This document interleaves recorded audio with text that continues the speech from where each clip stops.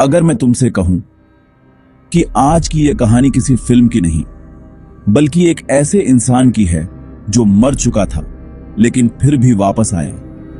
Air India flight AI 171, 216 लोग, सिर्फ एक बचा। और उसने जो बताया उसे सुनकर इन्वेस्टिगेशन टीम भी रातों को सो नहीं पाई। यह सिर्फ प्लेन क्रैश नहीं था, ये एक हवा में भटकती आत्माओं की उड़ान थी जो आज भी आसमान में घूम रही है। और हां, अगर तुम्हें लगता है कि तुम बहादुर हो तो इस वीडियो को पूरा देखना, क्योंकि हो सकता है देखते देखते तुम्हारा नाम भी पैसेंजर लिस्ट में जुड़ जाए।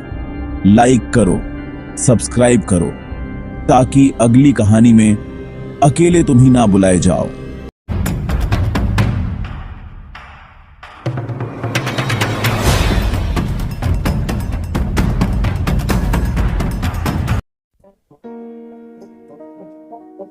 मेरा नाम आदित्य है। मैं एक भूत हूं जो अभी भी सांस ले रहा है। 3 महीने पहले आसमान टूट गया और हमें निकल गया।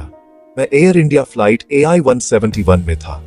वे मुझे एक चमत्कार, एक सर्वाइवर कहते हैं, लेकिन मैं सर्वाइव नहीं कर पाया। मुझे बस पीछे छोड़ दिया गया। मुझे चीखें याद है, आग और क्रैश के बाद की खामोशी। सिर्फ मैं ही बच पाया। मैं अब एक सफेद कमरे में रहता हूं। वे मुझे देखते हैं, सोचते हैं कि मैं खुद को नुकसान पहुंचाऊंगा। वो आवाजें जो अंधेरे में मेरा नाम फुसफुसाती थी, लेकिन ठंड असली थी, फुसफुसाहट असली थी। उसकी प्लास्टिक की आंखें सीधे मुझे घूर रही थी। लेकिन मैं हॉन्टेड हूं, इसमें फर्क है। एक हॉन्टेड चीज अपने गोस्टों को हमेशा के लिए साथ रखती है। दिन किसी और दिन की तरह शुरू हुआ। एयरपोर्ट लोगों की एक नदी थी। हर कोई कहीं ना कहीं जल्दी में था। मैं एक लंबी ट्रिप के बाद दिल्ली अपने घर जा रहा था। थका हुआ, बस अपना बिस्तर चाहता था। मुझे कॉफी की गंध याद है, अनाउंसमेंट्स की आवाज, नॉर्मल सी बात। सीट 14 सी, आइल सीट। शायद इसीलिए मैं अभी भी यहां हूं। प्लेन में सब कुछ रूटीन था। फ्लाइट अटेंडेंट्स मुस्कुराए, हमें सेफ्टी डेमो दिखाए। मैंने म्यूजिक लगाया, सोने की कोशिश की। एक यंग कपल मेरे बगल में बैठा था, हाथ पकड़े हुए, अपने हनीमून के बारे में फुसफुसा रहा था। उनकी हंसी अब मुझे सताती। एक छोटी लड़की, रिया, अपनी गुड़िया के साथ आयल में ऊपर नीचे दौड़ रही थी। काली बटन आंखें, सिलाई वाली मुस्कान। वह मेरी सीट के पास रुकी, मुझे अपनी गुड़िया दिखाई। मैं मुस्कुराया। वह हंसी और वापस दौड़ गई। उसकी मासूमियत उस केबिन में एक उज्जवल प्रकाश थी, एक प्रकाश जो बुझने वाला था। फ्लाइट स्मूथ थी। कैप्टन ने कहा कि हम समय पर लैंड करें। लोग सोए, पढ़े, फिल्में देखी। बाहर दुनिया गहरे नीले आसमान और दूर के तारों की एक चादर थी। शांत, बहुत शांत। मैंने आंखें बंद कर ली। काश मैं कभी जागा ही ना होता। मैं एक गहरी अप्राकृतिक ठंड से जागा। प्लेन का ऐसी नहीं, कुछ और। एक मोटी सफेद धुंध आइल में नीचे लुढ़की, हमारे पैरों के चारों ओर घूमती हुई, सीटों पर चढ़ती हुई। केबिन की लाइटें फ्लिकर्ड। फ्लाइट अटेंडेंट्स ने हमें शांत करने की कोशिश की, लेकिन डर ने उनकी आवाजों को तोड़ दी। धुंध और घनी हो गई। मैं मुश्किल से अपने सामने वाले व्यक्ति को देख पा रहा था। इंजनों की गड़गड़ाहट फीकी पड़ गई। एक बच्चा रोए, घबराई हुई फुसफुसाहट फैल गई। फिर मैंने खिड़की के बाहर बच्चे का चेहरा देखा, पीला, बड़ी आंखों वाला, रात के आसमान में तैरता हुआ। असंभव, लेकिन वहां था। इसने अपना हाथ शीशे पर दबाया, जैसे कि गुजर रहा। प्लेन हिंसक रूप से हिल उठी। कैप्टन की आवाज घबराई हुई थी। अचानक टर्बुलेंस, सीट बेल्ट बांध लें। लेकिन यह टर्बुलेंस नहीं था। प्लेन गिरा, एक भयानक गिरावट। धुंध केबिन में भर गई। मैं देख नहीं पा रहा था, केवल सुन पा रहा था। चीखें, प्रार्थनाएं, और इन सब के बीच बाहर बच्चे की खाली आंखें हमें गिरते हुए देख रही थी। अफरा तफरी। प्लेन फ्री फॉल में एक मेटल का ताबूत बन गया। अंधेरा, फ्रैंटिक फोन स्क्रीन से टूटता हुआ। चीखें एक सिंगल फाइनल नोट में मिल गई। गिरावट ने मुझे अपनी सीट से चिपका दिया। मेरी सीट बेल्ट ने मुझे काट दिया। चीजें धुंध में उड़ गईं। मैंने आंखें कसकर बंद कर ली और प्रार्थना की, सबके लिए नहीं, सिर्फ अपने लिए। प्लीज मुझे जीवित रहने दो। मुझे अब उस प्रार्थना पर शर्म आती है। मुड़ते हुए मेटल की आवाज, फिर इम्पैक्ट, हिंसक झटकों की एक श्रृंखला, आग, पीड़ा, फिर खामोशी, किसी भी आवाज से ज्यादा भारी। मैं उल्टा लटका हुआ था, अपनी सीट बेल्ट से बंधा हुआ, अंधेरा, जीवित। जब मैं जागा, दुनिया ठंडी और स्थिर थी। मैंने सीट बेल्ट खोली, छत पर गिर गया। मेरे पैर में दर्द हुआ, लेकिन मैं हिल सकता था। प्लेन का टूटा हुआ कंकाल मुझे घेरे हुए था। बर्फ ने मलबे को ढक दिया था। एक छेद से मैंने उदासीन तारों को देखा। मैं अकेला था। मैंने आवाज लगाई। हवा के अलावा कोई जवाब नहीं आया। फिर मैंने शवों को देखा, जले हुए, टूटे हुए, अभी भी बंधे हुए। मैं ही अकेला था। रात एक जमी हुई नरक थी। ठंड मेरी हड्डियों में घुस गई। मुझे पतले कंबल मिले, मलबे में सिकुड़ा हुआ, मृतकों से घिरा हुआ।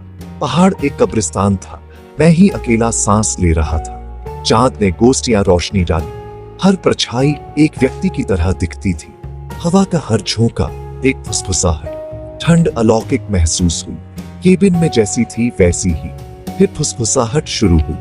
पहले सिर्फ हवा, फिर मेरा नाम। आवाजें और साफ हो गईं।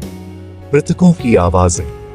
S4, media group, ghostly voices in cold air, whispering spectral figures, haunted expression on a man's face.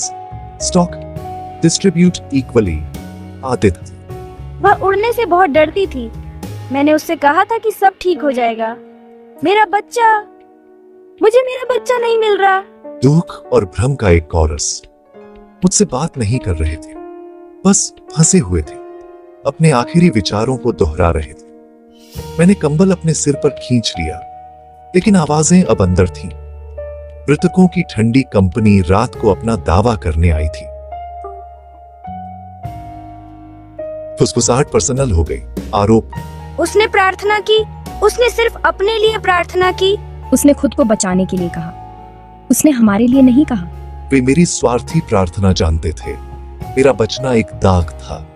मैंने आवाजों से बचने की कोशिश की, बर्फ और मलबे में ठोकर खाकर, लेकिन जाने के लिए कोई जगह नहीं थी। आवाजें मेरे पीछे आईं। हवा, मेटल, खामोशी। रिया का सवाल सबसे गहरा कट। मैं क्यों जागा हूं जब उसकी मां सो रही है? मैं घुटनों के बल गिर पड़ा। अंधेरे में निगलते हुए माफी मांग रहा था। मलबे ने मेरी आंखों पर चालें चली। मेटल में चेहरे, मेरा अपना चेहरा मृत और ठंडा। पहाड़ ने मुझे वे सभी तरीके दिखाए जिनसे मुझे मर जाना चाहिए था।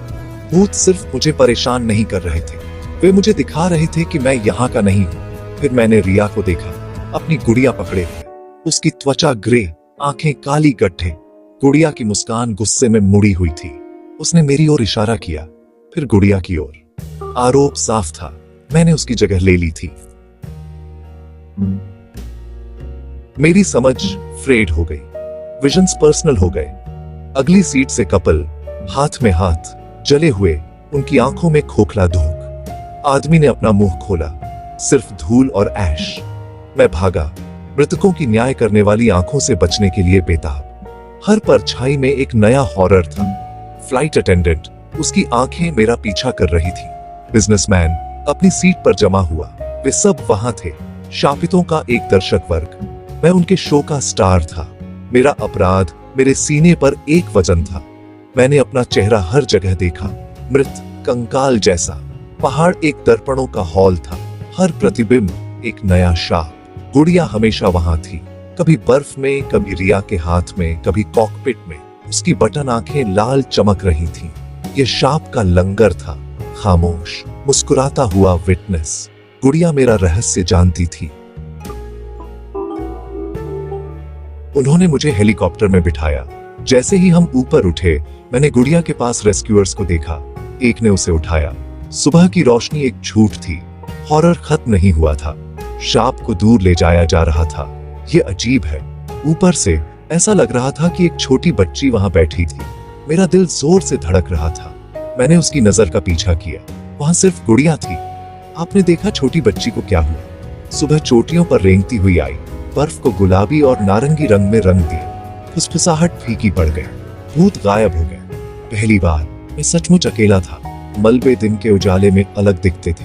बस एक दुखद दृश्य, एक हॉन्टेड कब्र नहीं। मैं थका हुआ, टूटा हुआ, लेकिन जीवित था। एक हेलीकॉप्टर की आवाज तेज हो गई, रेस्क्यू। मैंने हाथ हिलाए, चिल्लाए। नारंगी जंप सूट में 2 आदमी मेरी ओर दौड़े। उनके चेहरों पर सदमा था। उन्होंने मुझे एक कंबल में लपेटा, पानी दिया, कहा कि मैं ठीक हो जाऊंगा। एक रेस्क्यूअर रुका, बर्फ में कुछ घूर रहा था। मैं फिर उसी सफेद कमरे में हूं। डॉक्टर कहते हैं कि मैं प्रोग्रेस कर रहा हूं। वे समझते नहीं हैं। ये यादें हैं, बुरे सपने नहीं। धुंध, बच्चा, गिरावट, गुड़िया की आंखें, सब लूप में। शाप पहाड़ पर नहीं रुका, ये मेरे घर तक आ गया। वह रेस्क्यूअर जिसने गुड़िया उठाई थी, शाप फैल रहा है। मुझे नहीं पता गुड़िया अब कहां है। क्या किसी बच्चे को यह मिली? फ्लाइट AI-171 की कहानी खत्म नहीं हुई। मैं अपने सफेद कमरे में बैठा हूं, परछाइयों को देख रहा हूं। रात के साथ फुसफुसाहट लौट आती है। मैं वह आदमी हूं जो बच गया और शाप के साथ रहता है। एक दिन आपको भी फुसफुसाहट सुनाई दे सकती है और आपको पता चलेगा फ्लाइट AI-171 का शाप आपको भी मिल गया है।